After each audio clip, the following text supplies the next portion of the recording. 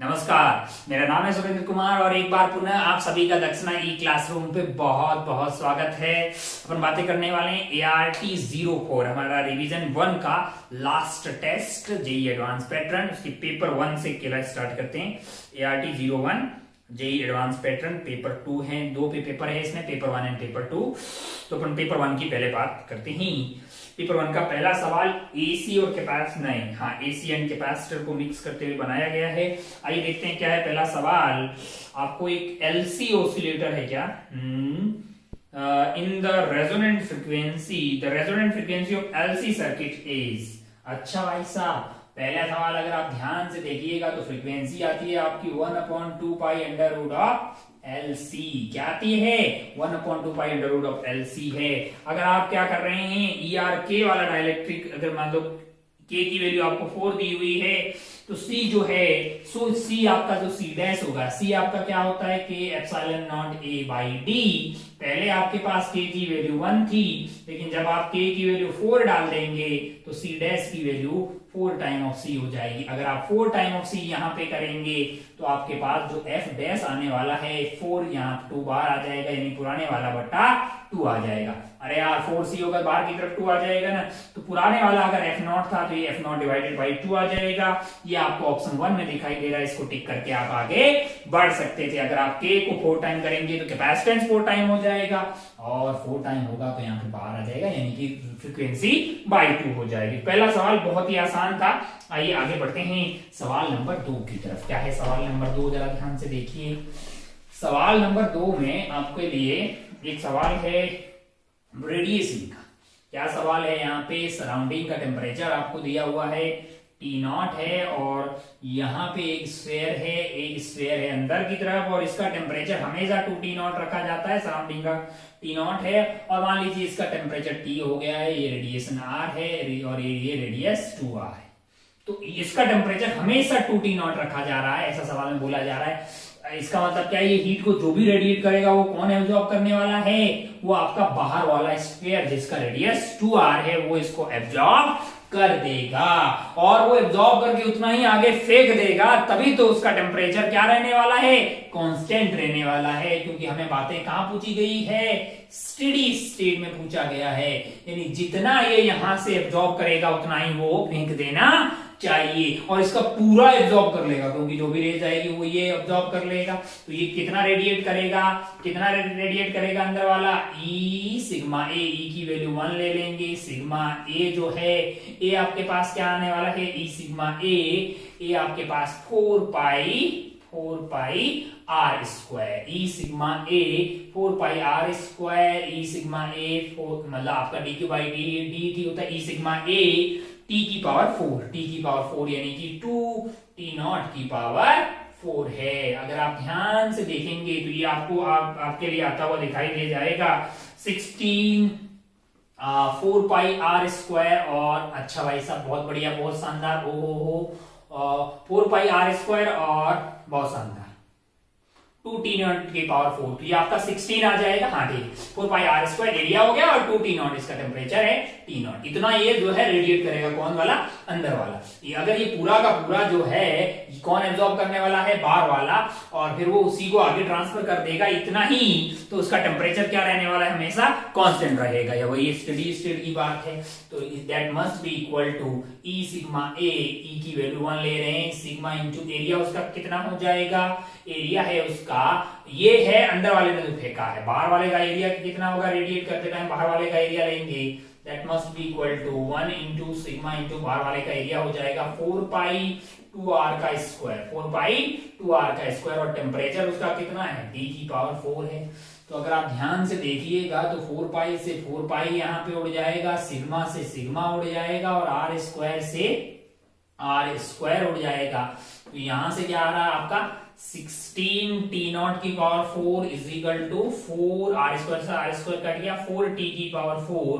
तो ये कटते हुए आपके पास आ रहा है 4T0 की power 4 is equal to T की पावर 4। तो यहां से T की वैल्यू आ रही है आपके लिए T0 इंटू 2 की पावर 2 की पावर 1/4, तो ये आने वाला है √2, यानी कि 2 √2 into T not, √2 into T not, √2 into T not कौन से ऑप्शन में दिखाई दे रहा है, यानी कि 2 की पावर 1/2 इंटू टी नॉट है, ये ऑप्शन 3 में आपको दिखाई देता। आप इसको टिक करके आगे बढ़ सकते हैं। आइए आगे बढ़ते हैं सवाल नंबर 3 की तरफ। कौन से सवाल की तरफ?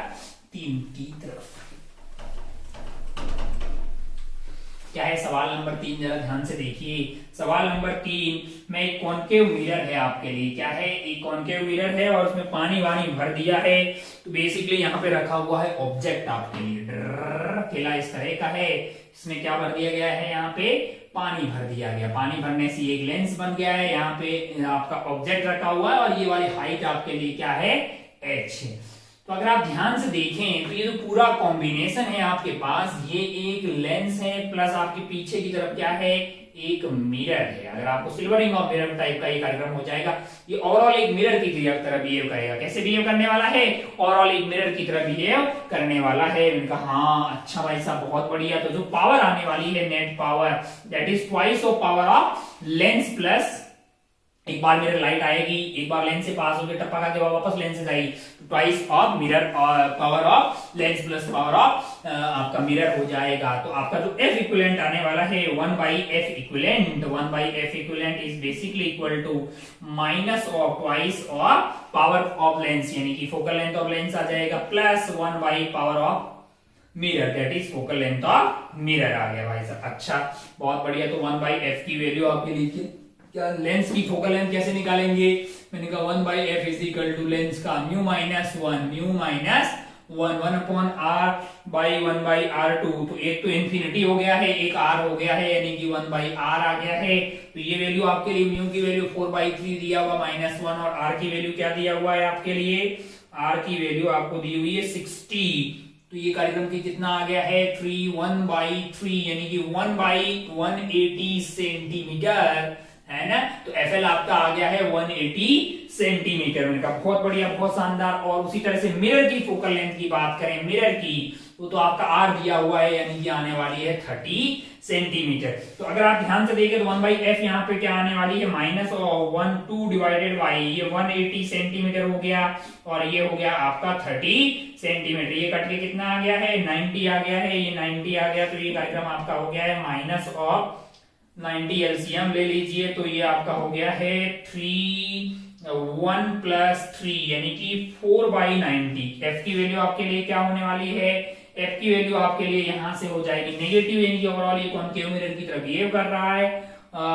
90 डिवाइडेड बाई 4, 90 डिवाइडेड बाई अगर आप 4 करिएगा तो ये वैल्यू आ रही है -22.5, है ना। 4 से मल्टीप्लाई कर दीजिए तो ये 520, 2 हो गया, 4 2 8, 8 और 2 10 और 8 और ठीक है।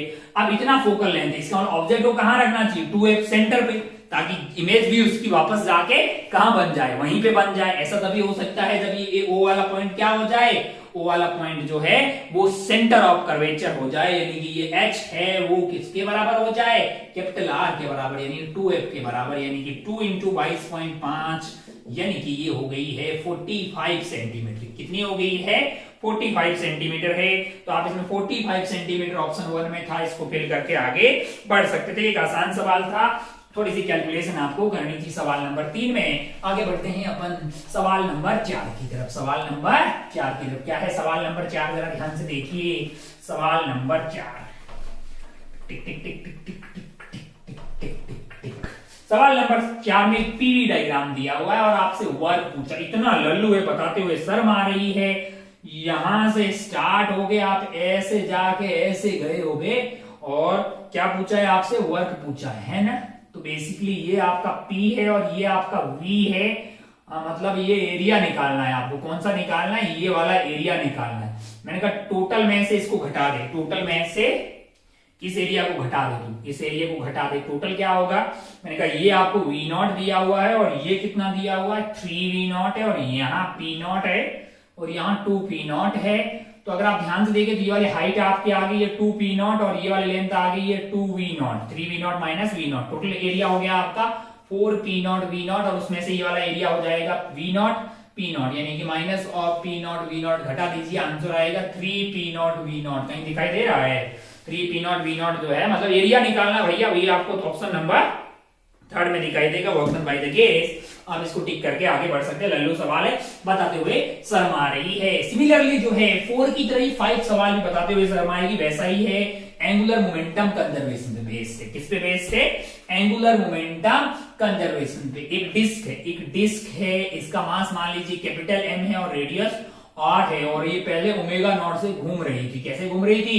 ओमेगा नॉट से। भाई साहब है, इनका मास मान लीजिए एम है। कितनी दूरी पे थे? पहले आर दूरी पे। अब ये धीरे धीरे चल के कहां आ जा रहे हैं? इस डिस्क के सेंटर पे आ जा रहे हैं। इस डिस्क के सेंटर पे आ जा रहे हैं। इनका मास m है, डिस्क का m r हो गया है, और डिस्क अब ओमेगा से घूमने लग गई। अरे भैया कोई एक्सटर्नल टॉर्क नहीं लगा है।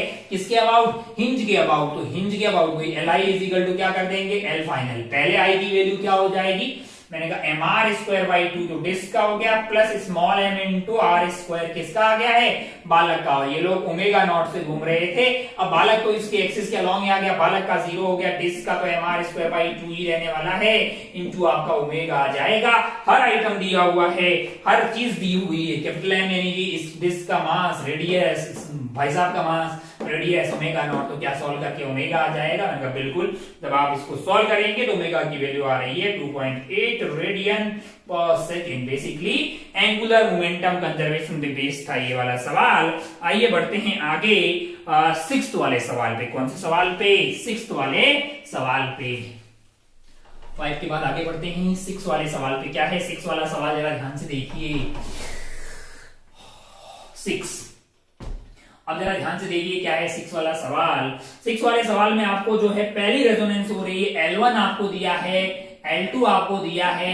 L1 की वैल्यू आपको दी हुई, यानी कि जो λ/4 है। आप दो तरीके से कर सकते हैं। तो आप बेसिक तरीके से चलो कि λ/4 जो है वो आपका पहली रेजोनेंस हो रही है। कहां हो रही है?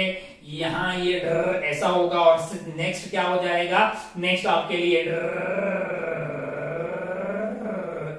ऐसा हो जाएगा।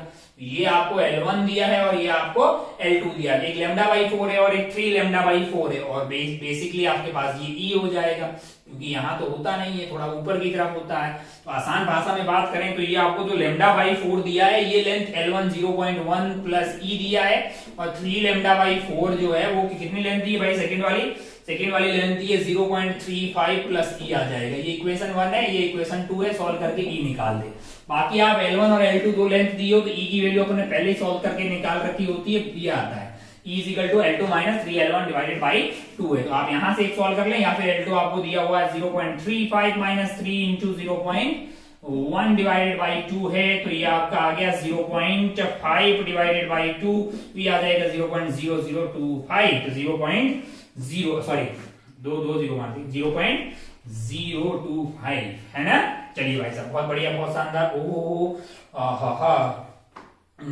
तो ये आपका आंसर हो गया। आंसर कहां दिखाई देगा आपको? आंसर दिखाई देगा 2 के अंदर, 0.025 मीटर है ना। ये आपका E आ गया है। बहुत शानदार, बहुत बढ़िया। हो सवाल नंबर 6 के बाद आगे बढ़ते हैं सवाल नंबर 7 पे। 6 के बाद आगे बढ़ते हैं सवाल नंबर 7 पे। देखिए क्या है सवाल नंबर 7। हाँ मिट जाओ। हाँ सवाल नंबर 7 क्या है? सवाल नंबर 7 जरा ध्यान से देखिए। सवाल ऐसा है कि एक वॉल है जो इधर की तरफ प्रस्थान कर रही है u रफ्तार से, और यहाँ पे है एक साउंड का सोर्स जो इधर की तरफ जा रहा है u/2 रफ्तार से। Wall is moving with velocity u and a source of frequency f है। सोर्स की फ्रीक्वेंसी कितनी दी हुई है? f दी हुई है, विद वेलोसिटी u/2 है, in same direction as son, assuming that the sound travels. Sound की स्पीड आपको दी हुई है, वेलोसिटी ऑफ साउंड आपको 10u दिया हुआ है। Pick the right option. पहले आपको बोला है कि वेवलेंथ ऑफ इंसिडेंट साउंड। अब अगर आप ध्यान से अगर देखें तो जो वेव जा रही है आपके पास, वो ऐसे अगर सोर्स नहीं मूव कर रहा होता तो उसकी रफ्तार कितनी होती? 10u होती। तो अभी इफेक्टिव रफ्तार कितनी है? 10u minus u/2। फ्रीक्वेंसी आपकी f है, तो लेमडा कितना हो जाएगा? f is equal to v by lambda, है ना। तो लेमडा हो जाएगा v बाई f। v की वैल्यू आ गई 10u minus u/2 divided by f, जो भी इसकी वैल्यू आ रही है ये आ गया 19u डिवाइडेड बाई 2f है। ये आपका लेमडा आ गया भाई साहब। और क्या निकालना है ऑप्शन में? और आपसे यहाँ पे जो फ्रीक्वेंसी जो यहाँ पे महसूस होने वाली है, यानी जो फ्रीक्वेंसी बॉल को मिलने वाली है, वो फ्रीक्वेंसी कितनी होगी? मैंने कहा भाई साहब साउंड जो है वो 10u से जा रहा है और हमारा जो ऑब्जर्वर है वो दूर जा रहा है, इसलिए यहाँ प्लस लिख लो माइनस लिख लो 10u, और ये सोर्स पास में आ रहा है, पास में आ रहा है तो यहाँ पे वेलोसिटी ऑफ सोर्स ये कर दीजिए, सॉल्व कर दीजिए, आपको मिल जाएगा भाई साहब जो मिली है इसको फ्रीक्वेंसी कितनी मिल जाएगी भाई साहब? 9u डिवाइडेड बाई ये कितना हो गया है 20 प्लस 21u डिवाइडेड बाई 2, तो ऊपर चला जाएगा तो u से u कट जाएगा, यानी 18f/21 है, 9 2 18, हाँ बिल्कुल 18f divided by sorry 20 plus u by 2, पास में आ रहा है ना, सॉरी यहाँ पे u बाई 2 से पास में आ रहा है, पास में आ रहा है, पास में आ रहा है तो फ्रीक्वेंसी बढ़ाएगा तो यहाँ कितना आ जाएगा? सॉरी फ्रीक्वेंसी बढ़ाएगा तो नीचे की तरफ नेगेटिव आएगा, यानी एफ डैश की वैल्यू हो गई आपके लिए 10u माइनस ये हो गया आपका 9u, और ये आ गया है 19u बाई 2 इंटू एफ है, u ने u की बत्तियां गुल कर दी, ऊपर चला गया 18f डिवाइडेड बाई 19। तो आप बाकी सारे ऑप्शन भी आराम से चेक कर सकते हैं, इसमें कोई दोहराए वाली बात नहीं है। आइए बढ़ते हैं 7 के बाद आगे सवाल नंबर 8 पे, 7 के बाद आगे बढ़ते हैं सवाल नंबर 8 पे। सवाल नंबर 8 क्या है, जरा ध्यान से देखिए। सवाल नंबर 8 क्या है? सवाल में ऐसा है आपके लिए कि यहाँ पे आपके लिए है एक वर्टिकल वॉल और यहाँ पे रखी हुई एक रॉड, क्या रखी हुई है? एक रॉड रखी हुई है, ये पॉइंट ए है, ये पॉइंट बी है, और ये हाइट हमेशा आपकी y है, ये हाइट कितनी है? ये y है, ये लेंथ l है, और ये v0 से जा रही है, कैसे जा रही है? v0 से जा रही है, और इनिशियली ये वर्टिकल थी ऐसे, है ना, और तो किसी भी टाइम पे ये वाली रफ्तार क्या हो जाएगी? v0 से हमेशा जा रही है तो v0 t हो जाएगी, और ये एंगल मान लीजिए आपका थीटा है ना।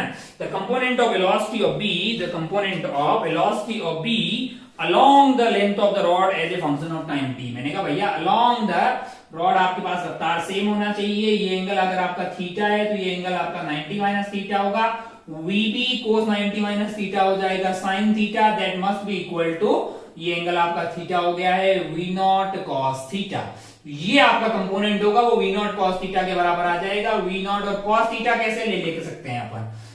ये लेंथ l है और ये है v0 t, तो v0 t divided by l है, तो वो v0 का स्क्वायर t बटा l आ जाएगा भाई साहब। v0 का स्क्वायर t बटा l है, फर्स्ट ऑप्शन करेक्ट है भाई साहब। बहुत ही घरेलू सवाल। Graph of y as a function of time t is parabola, y और l के बीच में ग्राफ, y और t के बीच में। अच्छा, ये एक आपका क्या बन गया है? राइट एंगल ट्राइंगल बन गया है, तो y square plus v0 t का स्क्वायर must be equal to l square, है ना।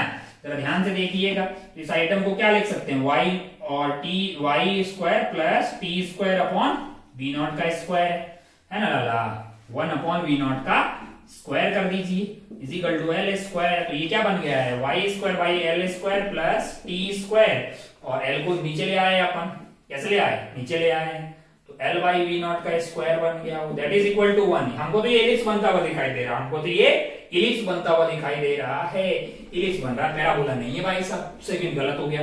थर्ड देख, velocity of end B as a function of time t। अच्छा, वेलोसिटी ऑफ b चाहिए आपको, वेलोसिटी ऑफ b चाहिए तो क्या होगा? Velocity of b cos theta by ये तो v0 इनटू आपके पास क्या आ गया है? cot theta, v0 into cot theta, v0 into cot theta. cot theta बताइए भैया ट्राइंगल से, cot थीटा क्या हो जाएगा आपके लिए? cot थीटा v0 क्या निकालना है आपको?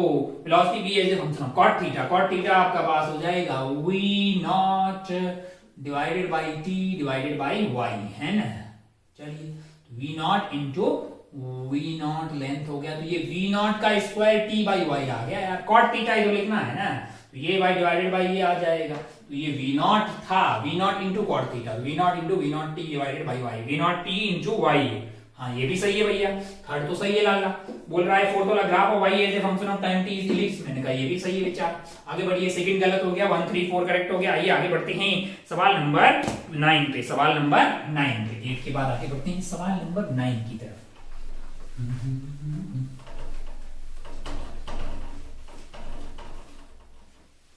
क्या है सवाल नंबर 9? जरा ध्यान से देखिए, सवाल नंबर 9 है। यहाँ पे एक ऐसी सरफेस है अपने पास स्फेरिकल, और इसका म्यू आपको 1.5 दिया हुआ है और यहाँ का म्यू है आपके लिए 1 और ऑब्जेक्ट रखा हुआ है यहाँ से x दूरी पे और बोल रहा है कि इमेज जो बनने वाली है वो यहाँ से 1 माइनस x की दूरी पे बनेगी। काय को कि ऑब्जेक्ट और इमेज के बीच की दूरी आपको 1 मीटर दिया हुआ है। व्हाट शुड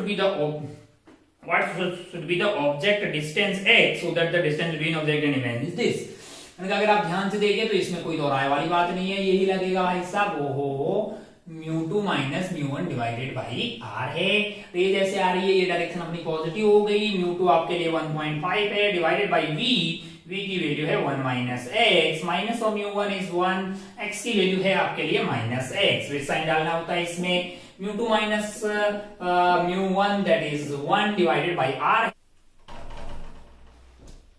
चलिए और r की वैल्यू अपने को सवाल में क्या दिया हुआ है, रेडियस ऑफ r 10 सेंटीमीटर, मैंने कहा 10 डिवाइडेड बाई अपने को करना पड़ेगा 100 क्योंकि बाकी सब अपने x लिया, ये 1 माइनस x लिया, ये अपने पास 1 मीटर था, है ना 1 मीटर तक, ये आपका इतना ही आपके लिए क्या आ गया है। यहां से सॉल्व करेंगे तो एक क्वाड्रेटिक बनेगी, इसके दो सॉल्यूशन आपको आते हुए दिखाई दे रहे हैं, एक 0.4 है और एक 0.5 है। तो अगर आप ध्यान से देखेंगे तो सेंटीमीटर में बात करेंगे तो एक आ जाएगा इंटू 100 करेंगे 40 सेंटीमीटर और दूसरा आ जाएगा आपके पास 50 सेंटीमीटर। तो यहाँ से x की वैल्यू दो सॉल्व करके आ रही है, 1 is 40 centimetre and 1 is 50 centimetre. तो बहुत बढ़िया, बहुत शानदार, सॉल्व कर लेंगे, इसमें कोई दोहराई वाली बात नहीं है, बस थोड़ी सी तो फॉर्मूला लगाना था यार और कुछ ज्यादा टफ नहीं था। आइए आगे बढ़ते हैं सवाल नंबर 10 की तरफ, आइए आगे बढ़ते हैं सवाल नंबर 10 की तरफ। चलिए आगे बढ़ते हैं 9th के बाद 10th वाले सवाल पे। चलिए भाई साहब क्या है 10th वाला सवाल, 10th वाला सवाल है फ्लूइड मैकेनिक्स का। यहाँ पे क्या है ना कि एक सिलेंड्रिकल ट्यूब है कंटेनिंग एयर, अच्छा ठीक है, इस तरह का डायग्राम है, यहाँ पे इसके पास एयर है, यहाँ पे अच्छा कितना है कि कितना लेंथ में है भैया, L/3 लेंथ में एयर है, मैंने कहा ठीक है, और 2L/3 में पानी भरा हुआ है, 2L/3 लेंथ में क्या भरा हुआ है, पानी भरा हुआ है, इसके ऊपर एक ब्लॉक रखा हुआ है B और यहाँ पे फ्लूइड है उससे ऊपर तक कितना तक H, है ना लाला, बहुत बढ़िया, बहुत शानदार। अब अगर आप ध्यान देखें कि ये इक्विलिब्रियम में है, अगर ये इक्विलिब्रियम में है तो पूरे कार्यक्रम का weight must be equal to force of buoyancy, force of buoyancy. अब अगर आप ध्यान से देखें तो इसका वॉल्यूम मान लेते हैं अपन V, इसका डेंसिटी आपको क्या दिया हुआ है, इसका डेंसिटी आपको दिया हुआ है 2D और वाटर का डेंसिटी क्या दिया हुआ है, D दिया हुआ है। तो फोर्स ऑफ बायनेंसी की जब अपन बात करेंगे, फोर्स ऑफ बायनेंसी की बात करेंगे तो इसकी वॉल्यूम V आ गई है और इसकी वॉल्यूम क्या है पूरे की, pi r square L, pi r square L है, ये आपकी टोटल वॉल्यूम हो गई है और डेंसिटी वाटर की कितनी है, ये इतना G है, ये आपका टोटल वॉल्यूम हो गया इनटू आपने density of water into G कर दिया, density of water into G कर दिया, ये हो गया आपके लिए force of buoyancy that must be equal to weight है, तो इसका तो आपको वॉल्यूम V दिया हुआ है, डेंसिटी 2D है, तो ये मास हो गया प्लस G प्लस ये पर पानी भरा हुआ है इतना वाला, तो इसका क्या हो जाएगा, मैंने कहा पाई आर स्क्वायर इनटू हाइट आपके पास क्या है, मैंने कहा हाइट आपके लिए हो जाएगी 2L/3 और ये पानी है डेंसिटी D इनटू G, तो ये आपका टोटल वेट हो गया, ये आपका बायनेंसी हो गया, दोनों को बैलेंस करेंगे तो आपको मिल जाएगी V। जब आप इसको सॉल्व कर रहे हैं तो V की वैल्यू आपको आती हुई दिखाई देगी pi r square L/3, pi r square L/3, यहां से V आ गई। अब अगर आप ध्यान से देखें तो ऑप्शन 1 में तो V पूछा है, volume of the block is pi r square L/3 है, ये आपको फर्स्ट करेक्ट हो जाएगा, फर्स्ट यहाँ पे आपका करेक्ट हो गया है, वॉल्यूम बी सेकंड वाला गलत हो गया है। थर्ड पे चलते हैं भाई साहब, प्रेशर पूछा है कहाँ पे, एयर का प्रेशर, मैंने कहा एयर का प्रेशर यहाँ पे वही होगा जो इस लेवल पे प्रेशर होगा, मैंने कहा हाँ इस लेवल पे प्रेशर क्या होगा, यहाँ का P0 है, यहाँ का P0 है और ये लेंथ है L/3, तो यहाँ का प्रेशर आपके लिए हो जाएगा P0 प्लस रो GH, रो क्या है आपका DGH और H की वैल्यू क्या है H प्लस L/3, जो यहाँ का प्रेशर होगा वही यहाँ का होगा क्योंकि रुके हुए फ्लूइड में सेम लेवल पे आपको सेम प्रेशर आना चाहिए। तो P0 plus row GH plus by 3, तो ये आपको ऑप्शन 3 में दिखाई देगा, ऑप्शन 3 सही हो गया तो ऑप्शन 4 आपका ऑटोमेटिकली गलत हो जाएगा।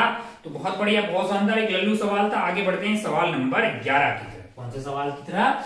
10 के बाद आगे बढ़ते हैं सवाल नंबर 11 की तरफ।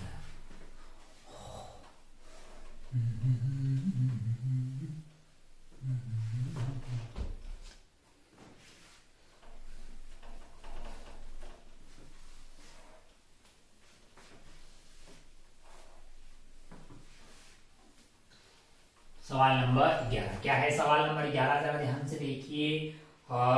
स्मॉल मेटल प्लेट है जिसका एरिया 2 सेंटीमीटर स्क्वायर है, placed at a distance of 2 metre from a monochromatic source of light का वेवलेंथ आपको दिया हुआ है, कितना है? 1000 एंगस्ट्रॉन है, और इसकी पावर 100 वॉट है, लेकिन एफिशिएंसी 10% है, तो 100 का 10% यानी हमारे काम की पावर होगी 10 वॉट, और पावर आपके लिए 10 वॉट आ गई है। मैंने कहा हाँ, अच्छा भाई साहब, बहुत बढ़िया। और ये मेटालिक प्लेट जो है, ये मेटालिक प्लेट जो है वो इससे कितनी दूरी पे रखी हुई है? ये आपको दिया, area of metallic plate is 2 centimetre square, 2 centimetre square है। डिस्टेंस आपके लिए कितना है? 2 मीटर है। मैंने कहा अगर इसकी पावर पता है तो यहाँ पे इंटेंसिटी पता कर देते हैं। इंटेंसिटी होती है power divided by 4 pi r square, power divided by 4 pi r square into ये एरिया कर देंगे, इसमें कितनी एनर्जी पर सेकेंड इस एरिया पे जा रही है वो पता लग जाएगा। क्या क्या पता लग जाएगा? कितनी एनर्जी यहाँ पे इस प्लेट से जाके टकरा रही है। तो पावर आपके लिए क्या है? 10 है, डिवाइडेड बाई 4 पाई, रेडियस आपका 2 हो जाएगा, स्क्वायर इनटू इसका एरिया कर देंगे। इसका एरिया है 2 सेंटीमीटर स्क्वायर, 2 सेंटीमीटर स्क्वायर तो 10 की पावर 4 से डिवाइड कर दीजिए।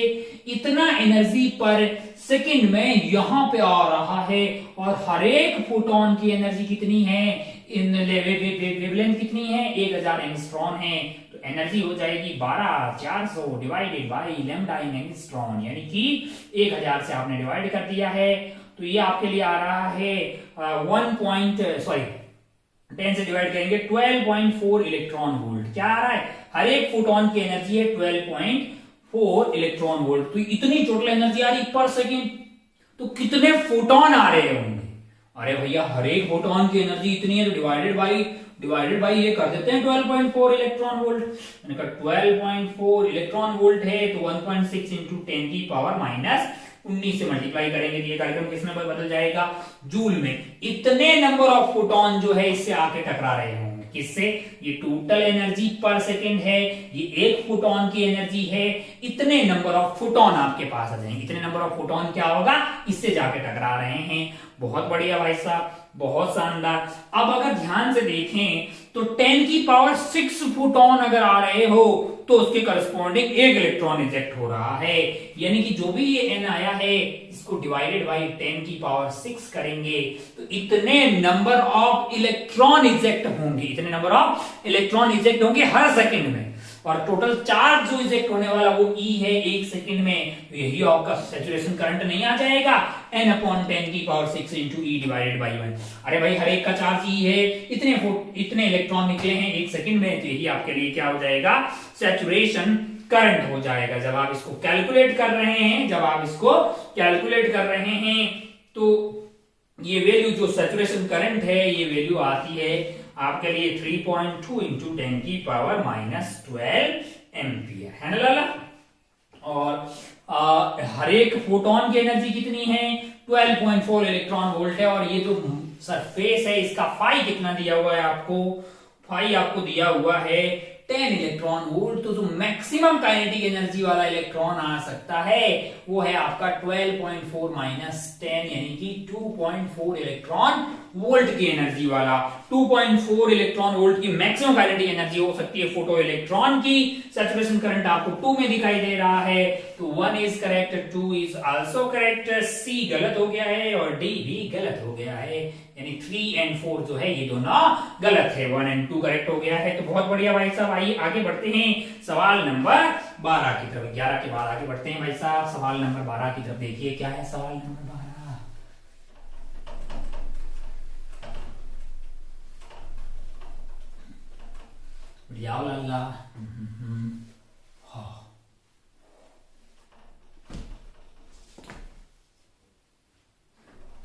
चकाचक। सवाल नंबर 12 देखिए क्या है सवाल नंबर 12। सवाल नंबर 12 में आपको बोला गया है कि भाई साहब एक न्यूक्लियस है जिसका रेडियस आपको कितना दिया हुआ है 7.2 इंटू 10⁻⁻15 मीटर। अच्छा, रेडियस ऑफ न्यूक्लियस होता है r is equal to R naught into A की पावर 1/3। तो ये आपका है 7.2 इंटू 10⁻⁻15 और आर नॉट होता है 1.2 इंटू 10⁻⁻15 ए की पावर 1/3। तो ये कट गया भाई साहब, इससे कितना आ गया 12 छक्के 72। 6 इज इक्वल टू ए की पावर 1/3। तो ए की वैल्यू की कितनी आ गई भैया 6 की पावर 3 यानी 36 इंटू 6 36 3 18 और 3 216 भाई साहब 216 था ए की वैल्यू। वो न्यूक्लियस है और इसने क्या किया अल्फा डीके किया है। इसने अगर अल्फा डीके किया है तो ए की वैल्यू कम हो जाएगी। कितने से 4 से। हीलियम आपका 2 और 4 है, हीलियम 2 प्लस अल्फा। तो जो डॉटर बना है पेरेंट आपका 216 है और उसे जो डॉटर बना है उसका ए जो आएगा वो ए पेरेंट आपके लिए क्या है ए पेरेंट 216 हो गया, डॉटर का हो जाएगा 216 माइनस 4 यानी कि 212 है। और बहुत बढ़िया भाई साहब, बहुत शानदार। अब अगर आप ध्यान से देखें, अब अगर सॉरी तो ये उसका ए है, ये उसका ए है। हमें क्या चाहिए उसका हमें उसके बहुत सारी बातें चाहिए। Alpha decay takes place from the daughter nucleus, number of neutron and number of proton in the daughter nucleus are this. Number of neutron and number of proton in the daughter nucleus is 65/41 है। माना कि जो आपका daughter बना है उसमें number of proton है आपके लिए जेड डॉटर है ना। अच्छा, तो ये क्या लिखा हुआ है number of proton plus neutron है।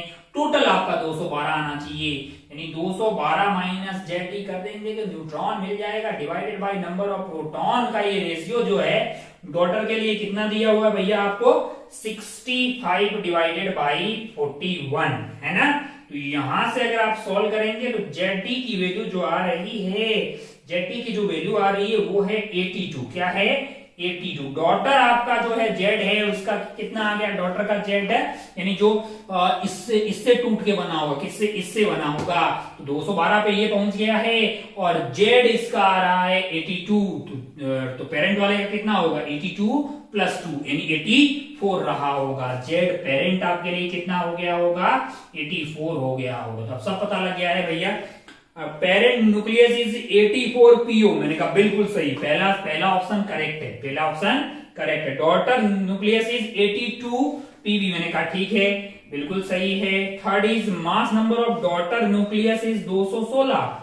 डॉटर का कितना भैया 216 है 212 है 212 है। थर्ड गलत है। फोर क्या है mass number of parent is 216 है, तो बिल्कुल ये सही है।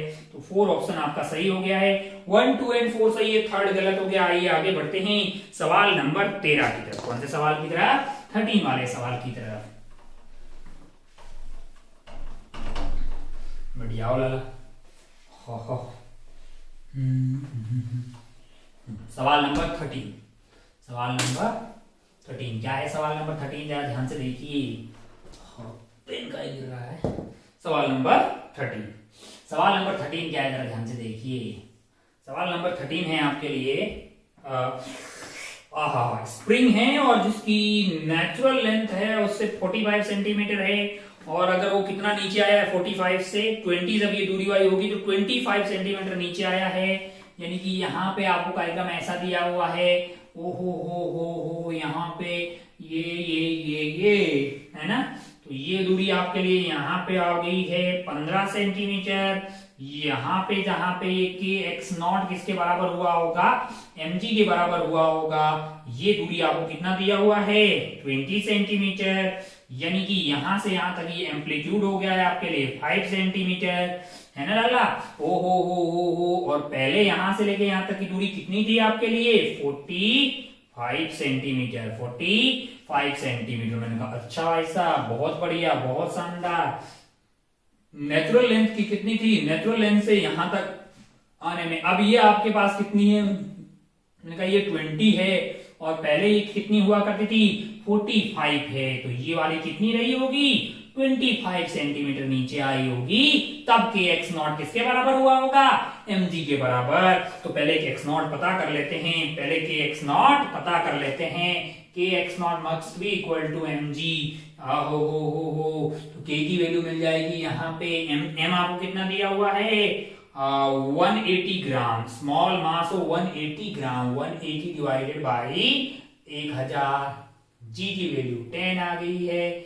x नॉट की वैल्यू कितनी है, x नॉट की वैल्यू है 25 सेंटीमीटर, यानी 25 इंटू डिवाइडेड बाई 100 है। वो 2 मिनटे से ये 2 मिनटे उड़ गए, एक से ये उड़ गया। हो तो ये 180 डिवाइडेड बाई 25 आ गया है। k की वैल्यू आपके लिए क्या आ गई है 180 डिवाइडेड बाई 25 है। मैंने कहा अच्छा भाई साहब बहुत बढ़िया, बहुत ही शानदार। हो तो इसको अगर आप डिवाइड करेंगे तो ये 7.2 आ रहा है। कितना आ रहा है 7.2 न्यूटन मीटर आ रहा है। अरे हाँ कि नहीं यार, बहुत बढ़िया, बहुत शानदार। मतलब 175 पे फिर 5 आ गया तो 0 कर देंगे 50 हो जाएगा, 7.2 आ गया। अब k मिल गया है तो हमको लगता है टाइम पीरियड निकल जाएगा। टाइम पीरियड होता है t = 2 pi under root of m by k है। तो अगर आप ध्यान से देखें तो यहाँ 2 पाई है, m की वैल्यू है 0.18 और k की वैल्यू है 7.20। इसको सॉल्व कर रहे हैं तो ये वैल्यू आ रही है 1 सेकेंड।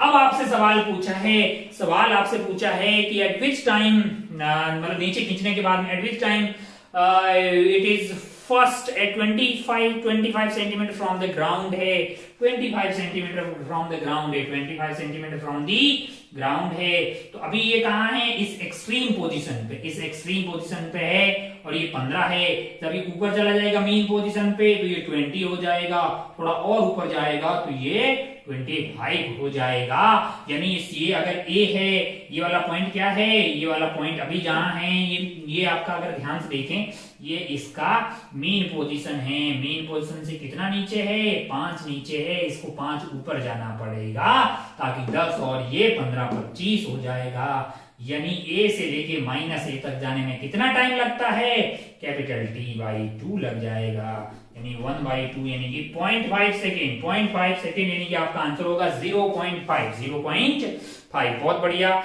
बहुत ही शानदार। हो आगे बढ़ते हैं सवाल नंबर 14 पे। कौन से सवाल पे 14 वाले सवाल पे। आसान सवाल था HSM का।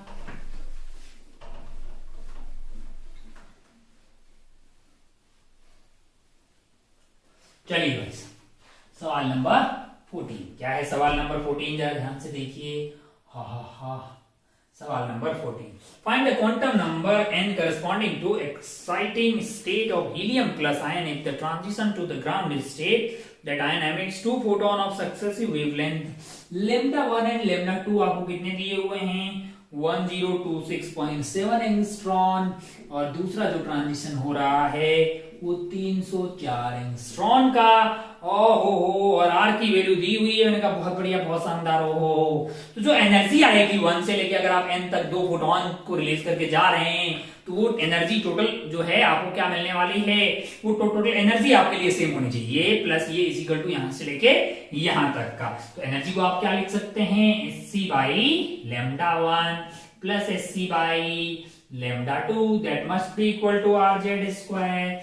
RZ² 1/n छोटा का स्क्वायर, तो 1 ही था ना पहले, तो 1 का स्क्वायर माइनस 1/n²। मैंने कहा अच्छा भाई साहब बहुत बढ़िया, बहुत शानदार। अब अगर आप ध्यान से देखें तो ये वैल्यू दी हुई है, ये वैल्यू दी हुई है, ये वैल्यू दी हुई है ना। तो ये सारी वैल्यूज को आप डाल देंगे, जब सॉल्व करेंगे तो आपके पास जो n की वैल्यू है वो आ रही है 6.03। क्या आ रही है 6.03। तो क्वांटम नंबर तो 6.03 नहीं हो सकता, क्वांटम नंबर 1 2 3 4। तो आपका क्वांटम नंबर जो इंटीजर क्या है 6 आपका आंसर हो जाएगा। सवाल नंबर 14 वाले पे आगे बढ़ते हैं। सवाल नंबर 14 में कैलकुलेशन है भाई साहब। डेटा को सबको आप डालना होगा और अच्छे से कैलकुलेशन करना होगा। बाकी उतना कोई टफ सवाल ये था नहीं, बस कैलकुलेशन थोड़ी सी लेंदी है। आगे बढ़ते हैं सवाल नंबर 15 पे। 15 में भी कैलकुलेशन ही है, आपको एफिशिएंसी निकालनी है। क्या निकालनी है, एक साइकिल की एफिशिएंसी निकालनी है। और एफिशिएंसी होती है भाई साहब वर्क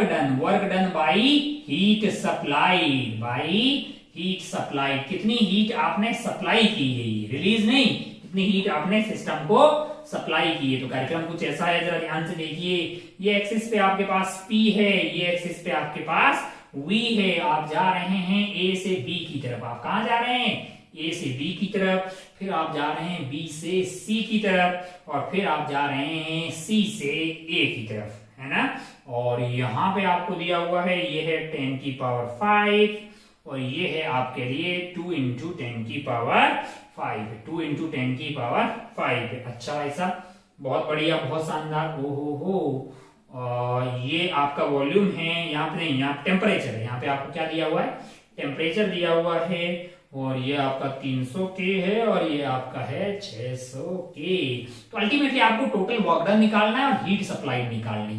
तो पहले प्रोसेस एबी की बात करते हैं। एबी कैसा प्रोसेस है? आइसोबैरिक प्रोसेस है। तो वर्क डन हो जाएगा P डेल्टा V, या फिर PV0 nRT से आप निकाल सकते हैं। P आपका कांस्टेंट है, तो NP nR delta T, nR delta T, अरे P into V equal to nR delta T। तो वर्क डन आ जाएगा आपका, वर्क डन यहां से आ जाएगा nR डेल्टा T, यानी कि n आपको कितना दिया हुआ है, n की टर्म में निकाल लेते हैं, और डेल्टा T कितना हो जाएगा 600 माइनस 300, यानी कि n into R into 600 minus 300, यानी कि 300 nR यहाँ पे वर्क होगा। हीट की बात करेंगे तो हीट की बात भी यहाँ पे की जा सकती है। प्रोसेस कैसा है? आइसोबैरिक है। तो हीट जो होगी Q आपके लिए वो NCP डेल्टा T हो जाएगी, NCP डेल्टा T हो जाएगी। तो अगर आप ध्यान से देखिएगा तो आपके पास जो गैस दी हुई है उसके लिए CP हो जाएगा 3 + 2 5 divided by 2R into delta T कितना है? 300 है। इसको जब आप सॉल्व कर रहे हैं तो ये वैल्यू भी आपके लिए आती हुई दिखाई दे रही है। NCP delta T is basically 1500 R in 200 cut गया है, यानी कि 1500 R आपके लिए Q आ गया है। सिमिलरली अगर आपको फिर प्रोसेस AB के बाद BC के लिए निकालना होगा, जब आप BC के लिए निकालेंगे तो प्रोसेस कैसा है? आइसोथर्मल है। वर्क डन क्या होगा? nRT ln V2 by V1, या फिर इसको P1 by P2 भी लिखा जा सकता है। nR टेम्परेचर कितना है? 600 है। ln P1 by P2, यानी कि ln 2 आ जाएगा, 2 इंटू 10 की पावर 5 डिवाइडेड बाई 10 की पावर, ये आ गया है भाई साहब। बहुत बढ़िया, बहुत शानदार। ओ वर्क आ गया आपके पास, वर्क आ गया आपके पास, इसमें कोई दोहराई वाली बात नहीं है। अगर आप ध्यान से देखें, अगर आप ध्यान से देखें तो आपके लिए जो है मोल दिया हुआ है क्या सवाल में? 2 मोल से। n की वैल्यू हर जगह 2 है, n की वैल्यू क्या है आपके लिए? हर जगह 2 है भाई साहब। और यहाँ पे और एक चीज है, डेल्टा U क्या होगा आपके लिए? 0 हो जाएगा। तो ये वर्क डन ही बेसिकली U के बराबर है, वर्क डन ही आपके लिए Q के बराबर है, अगर आप ध्यान से देखें। फिर AB BC एंड BC की बात आगे बढ़ते हैं। प्रोसेस AC के लिए, AC कैसा प्रोसेस है? AC प्रोसेस में आपको बोला है कि PT is equal to constant, PT is equal to some constant का वर्क निकालना होगा। वर्क के लिए आपको करना पड़ेगा PdV का इंटीग्रेशन। क्या करना पड़ेगा? PdV का इंटीग्रेशन। तो अगर आप ध्यान से देखें, P को अपन प्यार से लिख सकते हैं K/T। और एक चीज और है, वो है nRT is equal to PV is equal to nRT, PV is equal to nRT। P की जगह अपन ने क्या डाल सकते हैं? K/PV इज इक्वल टू, मैंने कहा nRT। तो यहां से अगर आप ध्यान से देखिएगा, यहां से तो V आपको मिल जाएगा nRT स्क्वायर बाई K। अगर आपको dV चाहिए तो क्या करेंगे? मैंने कहा nR into 2T divided by K, differentiate कर देंगे और इस dV की जगह इसको उठा के डाल दीजिए। मतलब dt के रेस्पेक्ट में डिफरेंशिएट किया है तो यहाँ dt आ जाएगा, dV बाई dt था। तो ये कार्यक्रम हो गया आपका 2R NB है, NB आ गया है, T आ गया है, और dt आ गया है, और K आ गया है। K ने K की बत्तियां गुल कर दी, T ने T की बत्तियां गुल कर दी। ये 2NR और dt का इंटीग्रेशन हो जाएगा T2 माइनस T1, और T2 इज बेसिकली आपके लिए क्या है? 300 माइनस 600। वर्क डन नेगेटिव होगा, यानी कि माइनस ऑफ 300, यानी कि minus of 600 NR, minus of 600 NR जो है वो यहाँ पे वर्क आपको होता हुआ दिखाई देगा। और आपको क्या निकालना है? मैंने कहा अगर आपको निकालना है Q, अगर आपको यहाँ पे, अच्छा अगर आप ध्यान से देखें तो यहाँ पे वर्क डन है आपका नेगेटिव, है ना? वर्क डन भी नेगेटिव है, और work done by the gas is negative है और टेम्परेचर भी कम हो रहा है, यानी डेल्टा क्यू आपका नेगेटिव है और डेल्टा डब्ल्यू जो है वो भी आपका, सॉरी डेल्टा डब्ल्यू जो है वो नेगेटिव आ गया, डेल्टा यू भी नेगेटिव है, इसका मतलब डेल्टा क्यू क्या होगा, नेगेटिव होगा, है ना भाई साहब। ओहो, तो हीट यहाँ पे क्या होगी, सप्लाई नहीं होगी, रिजेक्ट होगी, तो उससे हमारा कोई इंटरेस्ट नहीं है, क्योंकि हमें टोटल वर्क डन निकालना है प्लस हीट सप्लाइड है। यहां से यहां तक आप ध्यान से देखें तो वर्क डन आपका पॉजिटिव आ रहा है और टेम्परेचर बढ़ रहा है, यानी हीट आपने सप्लाई की है, माना कि यहाँ पे Q1 हीट सप्लाई की है, वर्क आपका W1 हो गया है। यहाँ पे अगर आप B से C में देखें तो आपने वर्क डन कैसा किया है, प्रेशर आपका कम हुआ है, प्रेशर आपका कम हुआ है, तो वर्क डन आपके लिए अगर आप ध्यान से देखें प्रेशर कम हुआ है और प्रेशर कम हुआ है, टेम्परेचर वही है, टेम्परेचर वही है, PV is equal to nRT, temperature वही है, प्रेशर कम हो रहा है तो वॉल्यूम बढ़ रही है, वॉल्यूम बढ़ रही है, वॉल्यूम बढ़ रही है, तो वर्क डन कैसा आया है, पॉजिटिव वर्क डन आया है, टेम्परेचर वही है, तो डेल्टा क्यू जो है वर्क डन के बराबर ही हो जाएगा, वर्क डन भी पॉजिटिव है और एनर्जी आपको सप्लाई करनी पड़ेगी। यहाँ पे एनर्जी रिलीज हो रही है, उससे हमारा इंटरेस्ट नहीं है, वर्क डन यहाँ पे W2 पॉजिटिव है और यहाँ पे W3 नेगेटिव है, तो ऊपर की तरफ आ जाएगा W1 प्लस W2 और ये माइनस वाला सब्ट्रैक्ट हो जाएगा, divided by Q1 plus Q2 है, क्योंकि हीट जो आपने सप्लाई की है, तो ये आपको क्या दे देगा, ये आपको देगा वर्क डन, ये आपको क्या देगा, नहीं सॉरी एफिशिएंसी। तो मैं इसको मिटा रहा हूं और वैल्यू जस्ट आपको पुट करनी है एफिशिएंसी के लिए, जस्ट वैल्यू पुट करनी है। एन की वैल्यू आपने क्या डाल दी है, एन की वैल्यू आपको 2 डालनी है।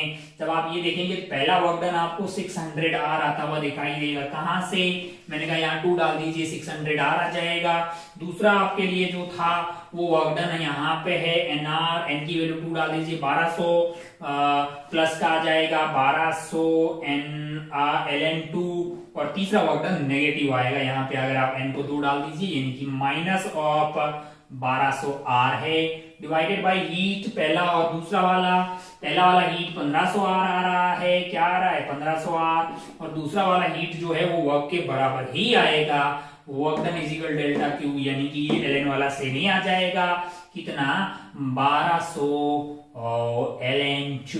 अगर आप ध्यान से देखें इसको थोड़ा सा सिंप्लीफाई अगर आप करें, इसको अगर आप सिंप्लीफाई करें तो आप इसको लिख पाइएगा 1 माइनस 7 अपॉन 4 ln2 प्लस 3, और आपको शायद यहीं से कुछ कंपेयर करना था, इस सवाल में आपको करना था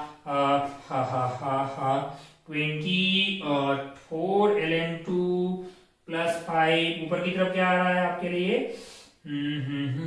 हाँ, तो ये आपका जो ऊपर वाला बोल रहा है कि 20x आएगा, बेसिकली वो 7 आ रहा है, क्या आ रहा है 7 आ रहा है, तो 20x इज इक्वल टू 7 हो गया है, तो यहाँ पे x की वैल्यू आ रही है 7/20, x की वैल्यू क्या आ रही है 7/20 आ रही है, और इसको जब सॉल्व करिएगा तो ये वैल्यू आ रही है 0.35, क्या आ रही है 0.35 भाई, 7 डिवाइडेड बाई 2 इज 3.5, 0.35 इसमें आप फिल करके आगे बढ़ सकते थे। आइए आगे बढ़ते हैं सवाल नंबर 15 के बाद 16वें वाले सवाल पे। 15 में कैलकुलेशन थी, बहुत ज्यादा कोई डिफिकल्ट सवाल ये 15 नहीं है, पर हाँ आप कर सकते हैं अगर आपने पता है कि एफिशिएंसी ऑफ साइकिल क्या होती है, total work done divided by heat supply, total work done divided by heat supplied, है ना टोटल। 16 में अगर आप ध्यान से देखिएगा, 16 में अगर आप ध्यान से देखें तो आपको निकालना है काइनेटिक एनर्जी, और काइनेटिक एनर्जी क्या होती है भैया, p² डिवाइडेड बाई 2m, और p क्या होता है, p is equal to h by lambda, और लेमडा यहाँ पे फोटो में देखिएगा ना, तो ये कार्यक्रम आपका हो गया, मतलब h² upon 2m lambda square, है ना, और लेमडा फोटो से मिल जाएगा, कहां से, यहाँ से, डर यहाँ तक की लेंथ आपके लिए लेमडा होगी, और जो आपको फोटो देखेंगे 12/3 आ गया, इसको उठा के कहां डालिए, यहाँ डाल दीजिए, h² अपॉन 2m और लेमडा स्क्वायर करेंगे तो ये 4l² और ऊपर 9 चला जाएगा, तो ये है 9h² अपॉन 8ml², है ना लाला। तो आपको क्या मिला, n² की वैल्यू यहां से मिल गई है 9, तो n की वैल्यू होगी 3। आपको क्या निकालना, 8n/5 निकालना, 8n/5 निकालना, 8/5 into 3 कीजिएगा तो 4 पॉइंट समथिंग आएगा, ये 4.80 आ रहा है, तो आपको 4.80 फिल करना था और आगे बढ़ सकते थे। बहुत बढ़िया भाई साहब, बहुत ही शानदार। ओहो, ये था 16। चलते हैं आगे, बढ़ते हैं लास्ट एंड नहीं सेकंड लास्ट सवाल, सवाल नंबर 17 पे। कौन से सवाल पे, सवाल नंबर 17 पे।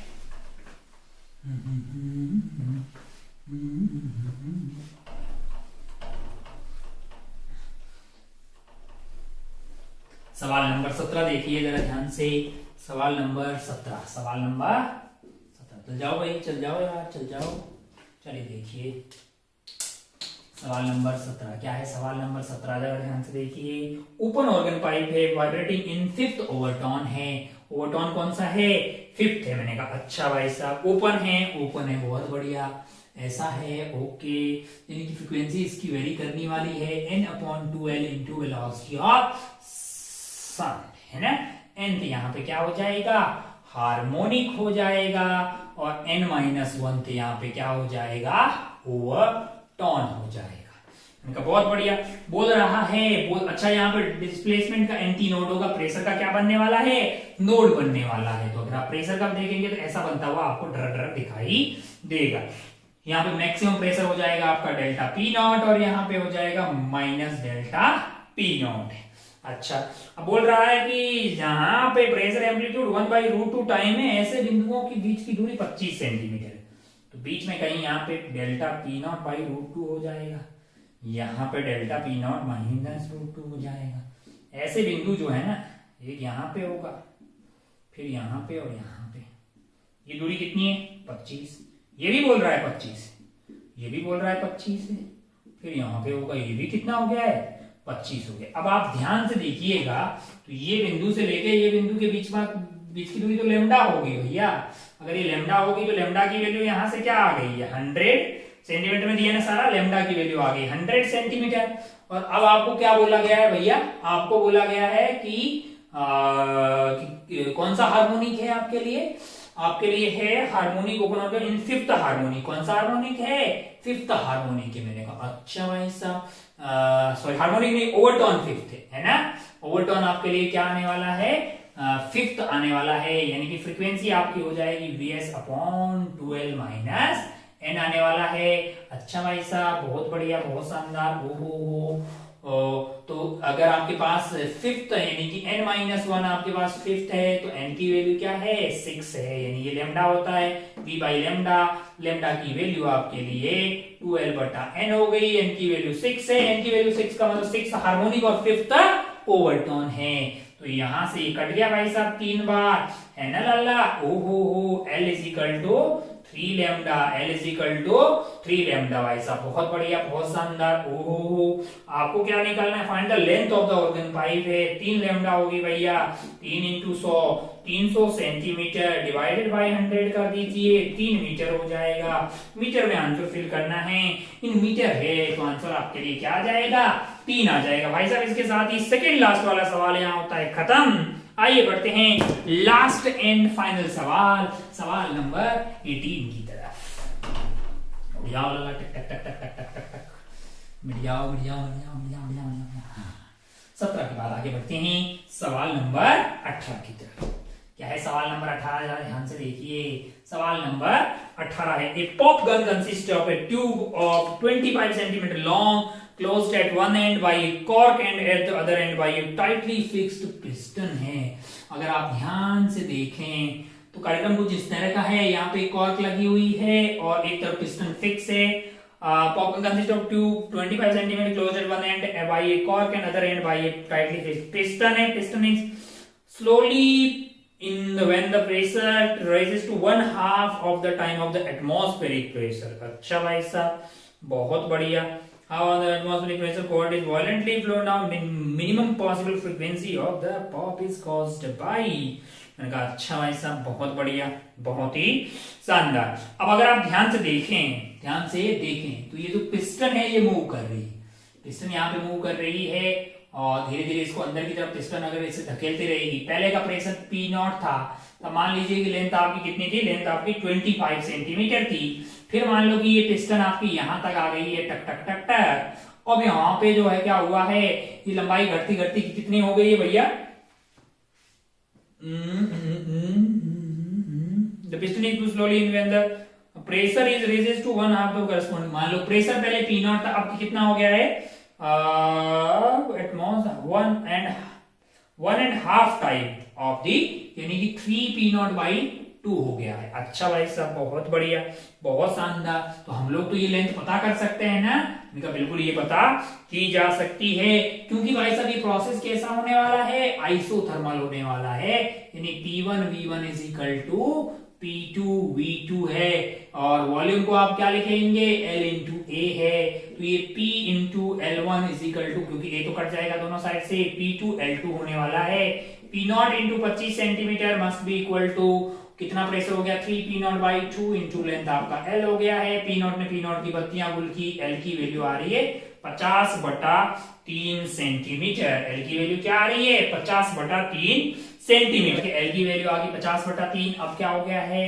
मैंने कहा यहाँ पे आपकी है फिक्स्ड पिस्टन, यहाँ पे है फिक्स पिस्टन, और यहाँ कोर गायब हो गई है। ये लेंथ आपके लिए कितनी है, 50/3 सेंटीमीटर है। ओहो हो, तो यहाँ पे आपके पास एक नोड बनेगा, यहाँ पे बनेगा एंटी नोड, यानी कि जो मिनिमम पॉसिबल फ्रिक्वेंसी हो सकती है वो ऐसी हो सकती है, यानी कि जो λ/4 है वो आपके लिए किसके बराबर होना चाहिए, 50/3 के बराबर। तो लेमडा आ जाएगा आपका 200/3 सेंटीमीटर। ये सारा कार्यक्रम किसमें चल रहा है भैया, सेंटीमीटर में चल रहा है। मैंने कहा अगर आप ध्यान से देखें मीटर की बात करेंगे तो ये आपका आ जाएगा 2/3 मीटर है। अब आपको क्या, ये लेमडा आपका क्या हो जाएगा, ये वाले केस में λ/4 आ गया, फिर 3λ/4 आएगा, तो यहाँ पे आपका लेमडा मैक्सिमम मिलेगा, लेमडा आपको मैक्सिमम मिलेगा जो किसके बराबर है, ये आपका लेमडा मैक्स जो है वो 4L के बराबर है। अच्छा भाई साहब, λ/4 इज इक्वल टू L है, तो λ इज इक्वल टू 4L है। यहाँ पे मिलेगी आपको फ्रीक्वेंसी मिनिमम, क्योंकि V/λ होती है, लेमडा मैक्स होगा तो F मिनिमम मिल जाएगी। F minimum is velocity of sound, कितना दिया हुआ है सवाल में, ये आपको दिया हुआ है 340 divided by lambda maximum. Lambda maximum आपके लिए आने वाला है, मतलब जो है सॉरी, ये आपके लिए आ गया 2/3 आ गया, 2/3 आ गया है। मैंने कहा अच्छा भाई साहब, बहुत बढ़िया, बहुत शानदार। ओ हो, तो यहां से ये कितना हो गया है, ये आपका 1 हो गया है, और 14 है, यानी 170 हो गया। इसको मल्टीप्लाई किया 3 से, 0 7 21 कैंसिल 2, 510 हर्ट्ज आ रहा है लाला, 510 हर्ट्ज आ रहा है। ओहो हो, तो ये बोल रहा है कि F इंटू 100 है। अच्छा भाई साहब, F इंटू 100 की बात करेंगे तो F की वैल्यू तो 5.1 आ गई है। हाँ भाई साहब, तो 5.10 फिल करके आप आगे बढ़ सकते थे इस सवाल में, और इसके साथ ही इसका आंसर आपके लिए क्या हो गया है, F की वैल्यू होगी, F जो मतलब 100 इंटू F का मल्टीप्लाई आ रहा है वो F हो गया आपका 5.10। आप इसको फिल करते तो आपको मिलते पूरे नंबर। ये क्या बन गया है, ये बन गया 1 एंड ओपन वाला ऑर्गन पाइप बन गया है। वेलोसिटी ऑफ साउंड आपको 340 दिया हुआ है। तो वेरी गुड, बहुत बढ़िया, बहुत, क्योंकि कॉर्क तो यहाँ से गायब हो गई। तो इसके साथ ही 18 सवाल का डिस्कशन जो है यहीं पे होता है समाप्त। अच्छे सवाल भी थे, कुछ लल्लू सवाल भी थे, तो एक ठीक ठाक सवाल था, मतलब पेपर था जेईई एडवांस के पॉइंट ऑफ व्यू से। आपसे जो गलतियां हुई है उसको एनालाइज कीजिए, और आने वाले टेस्ट में उसको जीरो या मिनिमाइज करने की कोशिश कीजिए। बाकी अपना और अपनों का खूब ख्याल रखिएगा, अपने आप को मोटिवेटेड रखिएगा। दोबारा मिलते हैं अपन पेपर 2 के डिस्कशन में। जय हिंद, जय भारत, टेक केयर, बाय।